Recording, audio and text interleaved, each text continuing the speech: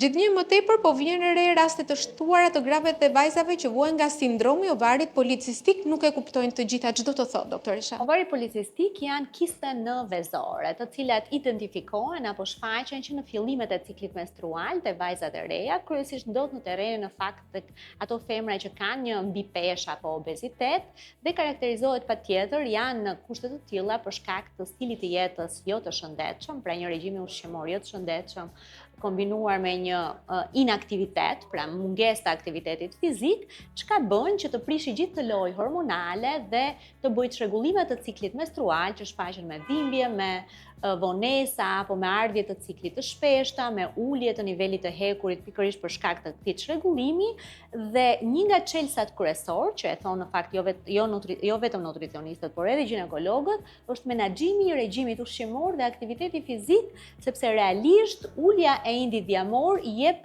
automatikisht rregullimin e ciklit menstrual. Ti e ke përgatitur një regjim ushqimor për të gjitha këto grave Ne vajza kemi për një përgatitur javë. javor, po në fakt sot së bashku do ju tregojmë se si organizohet një ditë dhe pastaj gjithë listën javore e kanë aty. Të shohim si duhet ushqejnë të gjitha këto gra dhe vajzat që vuajnë nga ovari policistik me kombinimet e duhura. Dhe kombinimet duke minimizuar ushqimet që kanë nivel të lartë sheqeri, sepse karakterizohen në fakt ato që ne i themi rritje të insulinës në kushte laboratorike dhe për të menaxhuar këtë dhe perimet apo frutat e shëndetshme duhet zgjedhur shohim të të tilla. kombinuara.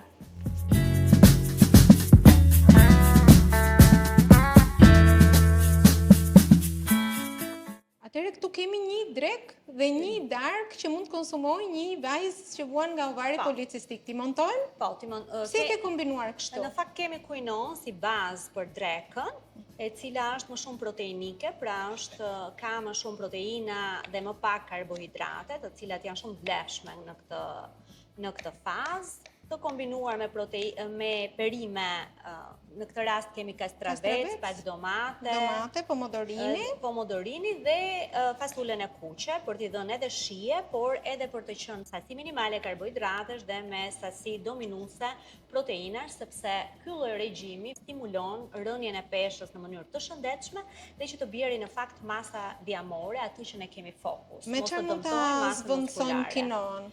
Kinoan mund ta zëvendësojmë me bullgur, mund ta zëvendësojmë me kuskus, një variant, mund ta zëvendësojmë me një oriz integral, pra i pasur me fibra, dhe patjetër shtojmë edhe një proteinë shtazore, që në këtë rast ne kemi zgjedhur pulën. Ne në këto regjime gjithmonë, duke qenë se regjimet e pashëndetshme kanë shumë mishre të procesuara me radhë, heqim sa më shumë mishin e kuq, jo më shumë se një herë në javë, dhe dominohemi nga pula dhe peshku në fakt. Më thuaj pak për fasulet e zeza se të gjithë duhet i integrojmë në dietën tonë. Fasulet bishtajoret në përgjithësi janë shumë të mira, fasulet e zeza kanë edhe antioksidant. Ne në këto dieta fokusohemi shumë edhe në suplementimin përveç se ndarjes proteinave, karbohidrateve dhe yndyrnave, shtojmë antioksidantët dhe mineralet, të cilat janë shumë të rëndësishme për të shtuar, po themi, suplementimin e duhur. Sasit i kontrollon secili vet, e rregullojmë pak me gjithmonë sasia themi një mesi i pjatës, pra edhe egzagjerimi në sasi edhe atyre që quhen të shëndetshme, padyshim që shton numrin e kalorive. Duhet kemi kujdes për Jo më vaj? shumë se një lug vaj, padyshim vaj ullirit është shumë i shëndetshëm, por ka Jo me tepri. po jo me tepri, padyshim, dhe sasi sa më minimale kripe, sepse sasia e egzagjeruar shton mbajtjen e ujrave në organizëm dhe stimulon padyshim mbajtjen e indit dhjamor. Ja dhe pula? Erëzat janë shumë të rëndësishme për të integruar, ne në fakt e kemi marinuar edhe kuinoan me disa erëza për të ulur ndjesinë e kripës. Saj mund të shkonte edhe pak në energjik, po secili sipas shijes së tij, kjo është një drek. Kjo është një drek dhe erëzat janë gjithmonë në varësi të shijes, por sa më shumë erëza aq më mirë është. E bëjmë edhe një dark me qenë se kemi përgatitur? Në fakt kemi preferuar fileton e merlutit, mund të ishte një fileto salmoni pa asnjë lloj problemi, për shkak edhe të omega 3-shit, po edhe merluti është shumë i shëndetshëm.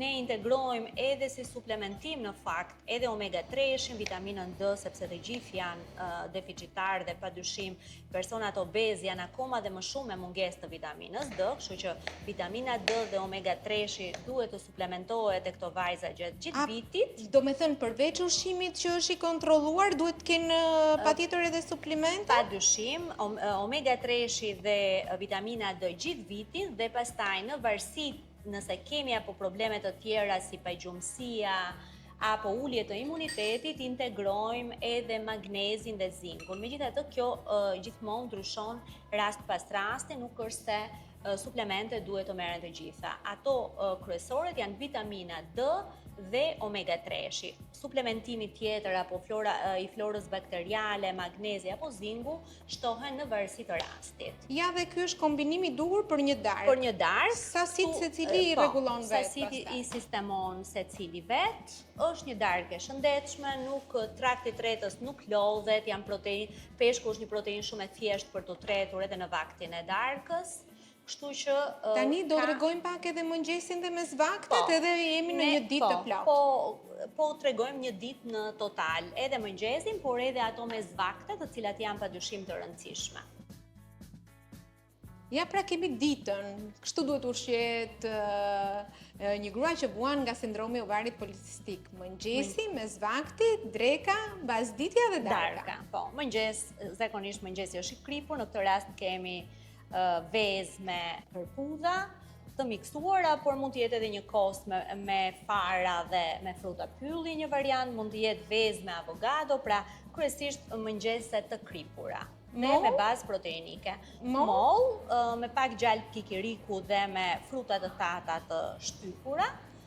Zakonisht preferojmë frutin e plot, nuk preferojmë. Jo lëng, sepse kur marrim lëng, marrim një sasi shumë madhe fruktoze dhe nuk marrim fibre fare, kështu që në këto dieta nuk preferojmë fare lëngjet e frutave. Dreka që e përgatitëm bashkë? Po, dreka me proteina si bimore ashtu dhe shtazore dhe me perime me nivel sheqer. Kjo mund të jetë një mbasdite? Po, një grusht me fruta të thata, mundësisht gjithmonë jo me krip, pra jo të kripura. Është shumë i mirë, së pari ka nivel shumë të ullët të sheqeri, ka vajra të mirë, por padyshim frutat e thata kanë dhe minerale shumë. Dhe darka? Darka me një dark me perime me ngjyra, me nivel sheqeri të ullët dhe me një fileto peshku, të cilat janë protein shumë e thjeshtë dhe komode për stomaku në vaktin e darkës. Pra këto ishin të gjitha ato kombinimet e duhura dhe të thjeshta për gati një gjysmë ore të përgatitën. Po, patjetër. Të gjitha.